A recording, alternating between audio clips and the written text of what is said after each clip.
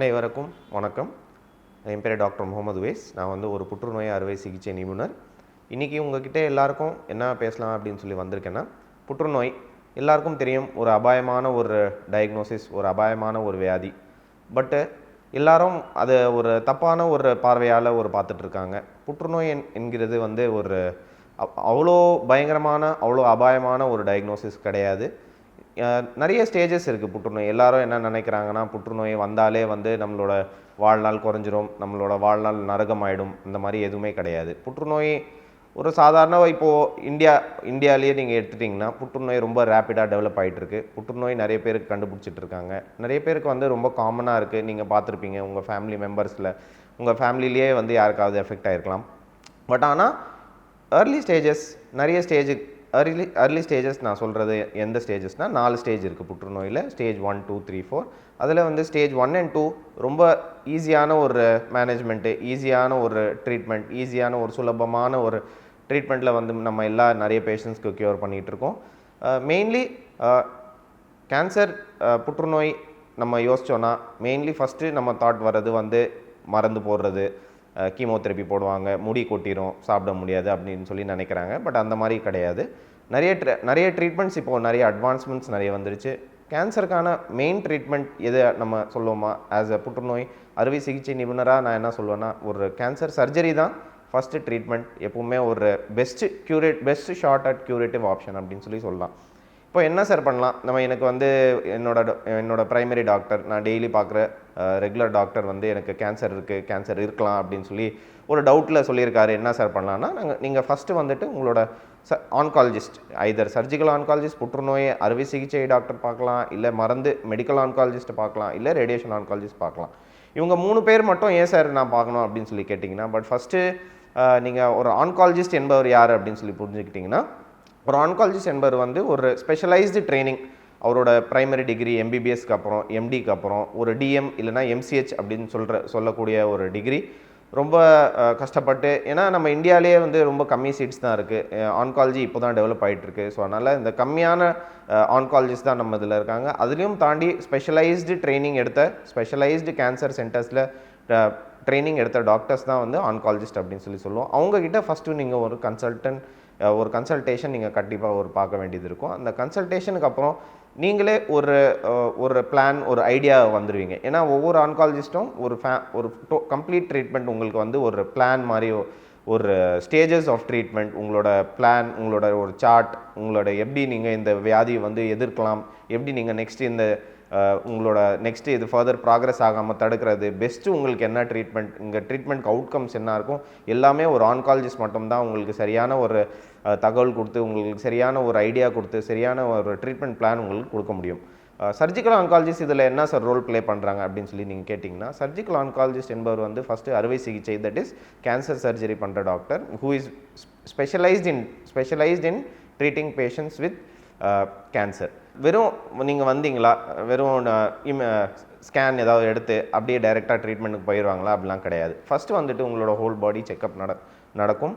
உங்களுக்கு புற்றுநோய் ஒரு இடத்துல மட்டும் இருக்கா, இல்லை வேறு எங்கேயாவது பரவி இருக்கா அப்படின்னு சொல்லி ஃபுல் பாடி நாங்கள் செக்கப் பண்ணுவோம். செக்கப் பண்ணிவிட்டு ஸ்கேன்ஸ், அதுக்கேற்ற மாதிரி பயாப்சியோ, அதுக்கேற்ற மாதிரி உங்களுக்கு ஸ்கேனோ, அந்த பகுதி உள்ள ஒரு ஸ்கேன் ஒன்று எடுப்போம். எடுத்த பிறகு உங்களுக்கு அதுக்கேற்ற மாதிரி அறுவை சிகிச்சை தேவைப்படுதா இல்லையா, எடுத்தோடனே நிறைய புற்றுநோய் வந்து ஆரம்ப ஸ்டேஜ் இருக்காது. நிறைய பேர் லேட்டாக வருவாங்க, நிறைய பேர் வயிறு வலி இருக்கும், ஒரு 6 மாதம் வயிறு வலி இருக்கும். அதுக்கு ட்ரீட்மெண்ட் பார்க்காம நம்ம மருந்து கடையில் மாத்திரை வாங்க போட்டு, அப்புறம் கடைசியில் வந்துட்டு ஒரு ஆன்காலஜிஸ்ட் கிட்ட வரும்போது வந்து ஒரு அட்வான்ஸ் ஸ்டேஜாக இருக்கும், ஒரு 3rd 4th ஸ்டேஜில் இருக்கும். அந்த சமயத்தில் புற்றுநோய்க்கு வந்து ஆப்ரேஷன் பண்ணுறது கொஞ்சம் கஷ்டமாக இருக்கும். பட் ஆனாலும் நாங்கள் முயற்சி எடுப்போம். ஸோ இந்த மாதிரி அறுவை சிகிச்சை எதுக்கு ரொம்ப இம்பார்ட்டண்ட் அப்படின்னு சொல்லி நம்ம கேட்டோம்னா, அறுவை சிகிச்சை is only curative option in cancer அப்படின்னு சொல்லி நம்ம யோசிக்க வேண்டிய விஷயம். ஏன்னா வந்து சர்ஜரியால் ஒரு புற்றுநோய் பாதிக்கப்பட்ட ஒரு உடல் இல்லை உறுப்பு பாட்டை வந்து வெளியில் எடுக்கிறது, அதுதான் கேன்சர் சர்ஜரி. ஏன்னா கேன்சர் உடம்புல இருக்கிறத விட வெளியில் இருக்கிறது தான் ரொம்ப நல்லது. ஸோ சர்ஜரி தான் ஃபஸ்ட்டு ஆப்ஷன் அப்படின்னு சொல்லி கேட்டிங்கன்னா அப்படிலாம் கிடையாது. நிறைய ட்ரீட்மெண்ட் ஆப்ஷன்ஸ் இருக்குது. கீமோதெரப்பி இருக்குது, ரேடியேஷன் தெரப்பி இருக்குது, இம்யூனோதெரப்பி இருக்குது. இந்த மாதிரி நிறைய வகையான ஒரு கேன்சர் ட்ரீட்மெண்ட்ஸ் இருக்குது. பட் ஆனால் சர்ஜரி பெஸ்ட்டு அப்படின்னு சொல்லி நீங்கள் கேட்டிங்கன்னா, சில பகுதி உள்ள கேன்சர் லைக் மார்பகம் புற்றுநோய், அப்புறம் குடல் புற்றுநோய், அப்புறம் வந்துட்டு ஓவரி புற்றுநோய், அந்த மாதிரி சில இடங்களுக்கு வந்து புற்றுநோய் என்கிறது வந்து ஒரு க்யூரேட்டிவ் ஆப்ஷன்ஸ். புற்றுநோய்க்கு வந்து சர்ஜரி பண்ணிட்டா எனக்கு மீண்டும் வருமா சார் இந்த மாதிரி அப்படின்னு சொல்லி ப்ராப்ளம் அப்படின்னு சொல்லி நீங்கள் கொஷின் கேட்டிங்கன்னா அது கிடையாது. அது ஒவ்வொரு புற்றுநோய் ஒவ்வொரு ஸ்டேஜுக்கும் ஒவ்வொரு டைப் ஆஃப் புற்றுநோய்க்கு வந்துட்டு ஒவ்வொரு ட்ரீட்மெண்ட் அறுவை சிகிச்சை டைப் ஆஃப் சர்ஜரியும் மாறும். இப்போது நீங்கள் சாதாரணமாக ஒரு பிரெஸ்ட் கேன்சர் இல்லை மார்பகம் புற்றுநோய் எடுத்துக்கிட்டிங்கன்னா ஆரம்ப ஸ்டேஜ் புற்றுநோய்க்கு வந்து ஸ்டேஜ் 1 ஸ்டேஜ் 2க்கு வந்து புற்றுநோய்க்கு வந்து மொத்த மார்பகம் எடுக்கணும்னு கூட அவசியம் கிடையாது. மார்பகம் எடுக்காமலேயே நம்ம ட்ரீட்மெண்ட் பண்ணலாம். மார்பகம் அந்த கட்டி மட்டும் எடுத்துகிட்டு அதுக்கேற்ற மாதிரி நம்ம further treatment chemotherapy radiation therapy கொடுத்துட்டு மீண்டும் அந்த புற்றுநோய் வரவிடாமல் தடுக்கலாம். ஸோ இந்த மாதிரி நிறைய டைப்ஸ் ஆஃப் கேன்சர் சர்ஜரி இருக்குது. இப்போ எடுத்தோடனே எல்லோரும் என்ன நினைப்பாங்கன்னா கேன்சர் சர்ஜரி ரொம்ப ரேடிக்கலான சர்ஜரி, ரொம்ப ஃபுல்லாத்தையும் எடுத்துருவாங்க, அங்கே நம்ம பகுதியே வந்து நம்ம வாழ்க்கை ஆப்ரேஷனுக்கு அப்புறம் ரொம்ப நரகமாக மாறிடும். அப்படியெல்லாம் கிடையாது. புற்றுநோய் அறுவை சிகிச்சைக்கு பின் நிறைய பேஷண்ட்ஸ் நம்ம கேன்சர் சென்டரில் நீங்கள் பார்க்கலாம். நிறைய கேன்சர் சர்வைவர்ஸ் டாக்ஸ் நீங்கள் பார்த்தீங்கன்னா அந்த மாதிரி கிடையாது. நிறைய பேர் அவங்களோட நார்மல் வாழ்வாதாரம் அவங்கள வேலைகள்லாம் கண்டினியூ தான் பண்ணிகிட்டு இருக்காங்க. It is just A part.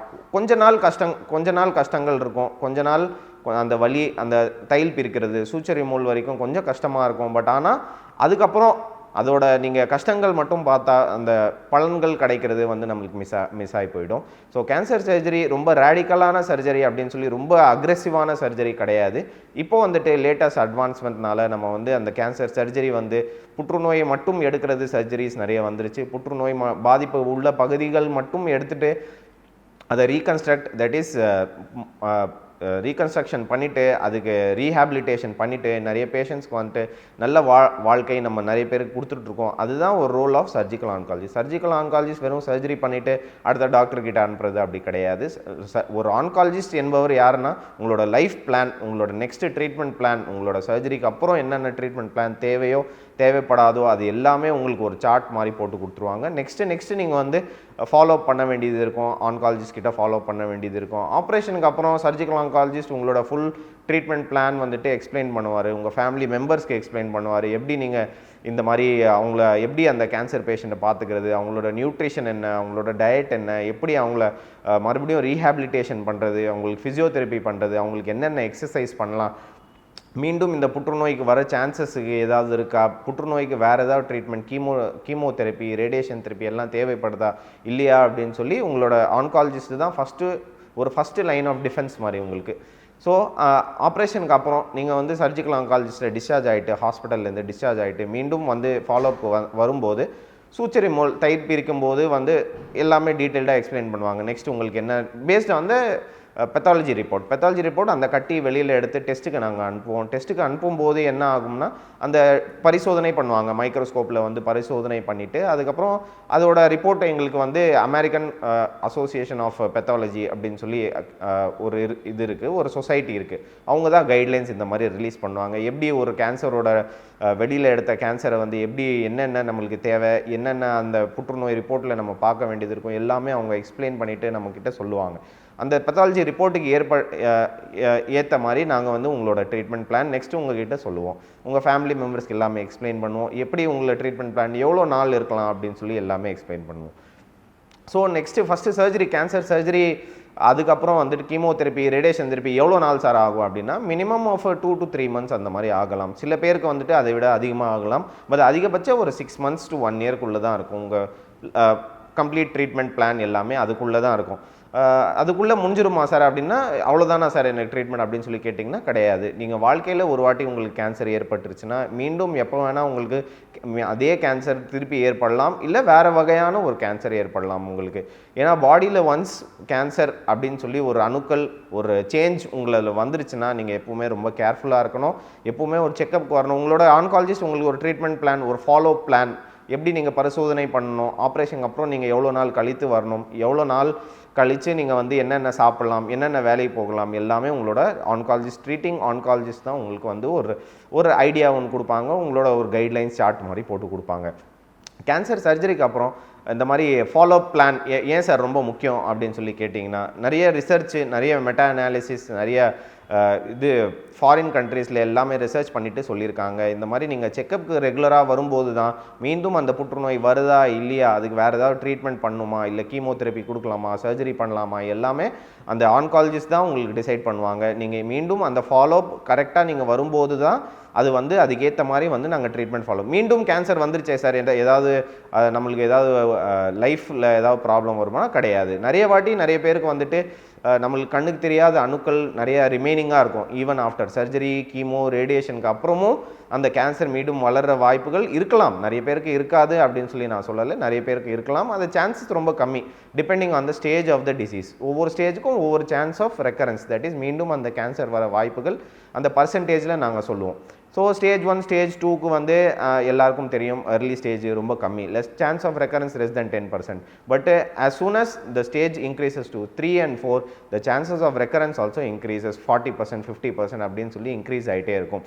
Recurrence வந்துட்டால் மறுபடியும் ஆப்ரேஷன் பண்ணலாமா சார், எனக்கு ஹோப் இருக்கா சார் அப்படின்னு சொல்லி நீங்கள் கேட்டிங்கன்னா கட்டாயமாக ஒரு ஹோப் இருக்குது. கட்டாயமாக உங்கள் ஆன்காலஜிஸ்ட் வந்து உங்ககிட்ட ஒரு கிவ் அப் இல்லை நீங்கள் லைஃப்பை வந்து விட்டுருங்க உங்களுக்கு அவ்வளோதான் அப்படின்னு கட்டாயமாக சொல்ல மாட்டாங்க. என்றைக்கு எவ்வளோ நாள் உங்களால் மூச்சு விட முடியுமோ அவ்வளோ நாள் உங்களுக்கு ட்ரீட்மெண்ட் நாங்கள் பண்ணிட்டு தான் இருப்போம். ட்ரீட்மெண்ட் பண்ணும்போது ஏதாவது எனக்கு ஆகுமா சார், சைடு எஃபெக்ட் இருக்குமானா கட்டாயமாக சில சைடு எஃபெக்ட்ஸ் இருக்கும். பட் எல்லாமே ஒரு மேனேஜபிளான ஒரு சைடு எஃபெக்ட்ஸ். இன்ஜெக்ஷன்ஸ் கொடுத்துடலாம், டேப்லெட்ஸ் கொடுத்துடலாம், அந்த சைடு எஃபெக்ட்ஸ் எல்லாம் மேனேஜ் பண்ணிக்கலாம். சைடு எஃபெக்ட்ஸ் மேனேஜ் பண்ணிவிட்டு நிறைய பேஷண்ட்ஸ் வந்து இதை தாண்டி புற்றுநோய் ட்ரீட்மெண்ட் தாண்டி 1 இயர் கழித்து வெளியில் வரும்போது கட்டாயமாக அவங்க லைஃப் நல்லாயிருக்கும். கட்டாயமாக நாங்கள் நிறைய பேரை பார்த்துருக்கோம், நிறைய பேருக்கு சர்வைவர்ஸ் எல்லாம் டாக் கொடுத்துருக்காங்க. அவங்க யூடியூப்லேயோ நிறைய மீடியா சேனல்ஸில் நிறைய இடத்துல நீங்கள் கேன்சர் சர்வைவர்ஸோட டாக் நீங்கள் பார்க்கலாம். கட்டாயமாக எல்லாருக்கும் ஒரு கஷ்டம் இருக்கும், எல்லாருக்கும் வாழ்க்கையில் ஒரு கஷ்டம் இருக்கும். எல்லாரும் ஒரு கஷ்டமான ஒரு ஃபேஸில் இந்த புற்றுநோய் ட்ரீட்மெண்ட் ஃபேஸ்லேருந்து தாண்டி தான் வந்திருப்பாங்க. பட் நம்மளோட மெயின் ஸ்ட்ராட்டஜி, நம்மளோட மெயின் எய்ம் என்னவாக இருக்கணும் அப்படின்னு சொல்லினா, இந்த பயம், இந்த புற்றுநோய் என்கிறது ஒரு அபாயமான ஒரு டிசீஸ், ஒரு புற்றுநோய் என்கிற அபாயமான ஒரு டயக்னோசிஸ் வந்து நம்மளை மனசுலேருந்து எல்லாமே வெளியே எடுத்துடணும். ஏன்னா வந்து ஒரு கேன்சர் என்கிறது வந்து ஒரு நார்மல் ஒரு diabetes, sugar, hypertension, cardiac ப்ராப்ளம்னால மாதிரி நம்ம எல்லாருக்கும் ஒரு அறிமுகப்படுத்தணும். அது தாண்டி நம்ம வெளியில் வரணும். ஏன்னா அதுக்கு நிறைய ட்ரீட்மெண்ட் ஆப்ஷன்ஸ் வந்துருச்சு, நிறைய டாக்டர்ஸ் வந்துட்டாங்க, உங்களை சப்போர்ட் பண்ணுறதுக்கு நிறைய டாக்டர்ஸ் இருக்காங்க.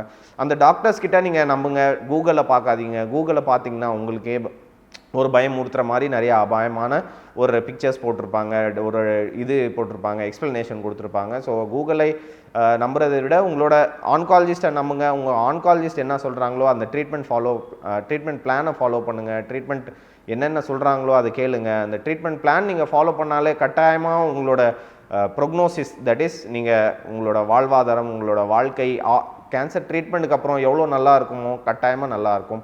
90% மோர் தென் க்யூர் ரேட் நம்ம வந்து ஸ்டேஜ் 1ல் கட்டாயமாக சொல்லலாம். நிறைய கேன்சர்ஸ் வந்து ஸ்டேஜ் 1 எர்லியாக டிடெக்ட் பண்ணிட்டு எர்லியாக சர்ஜரி பண்ணி எர்லியாக கீமோ, ரேடியேஷன் எல்லாமே கொடுத்துட்டு நிறைய பேஷண்ட்ஸ் நல்லா இருக்காங்க. நிறைய பேஷண்ட்ஸ் அவங்களோட வாழ்க்கை பயணமை வந்து தொடங்கியிருக்காங்க. அவங்களோட பேர பசங்க, அவங்களோட சில்ட்ரனோட வந்து மேரேஜ் ஃபங்க்ஷன்ஸ் எல்லாமே அட்டென்ட் பண்ணியிருக்காங்க.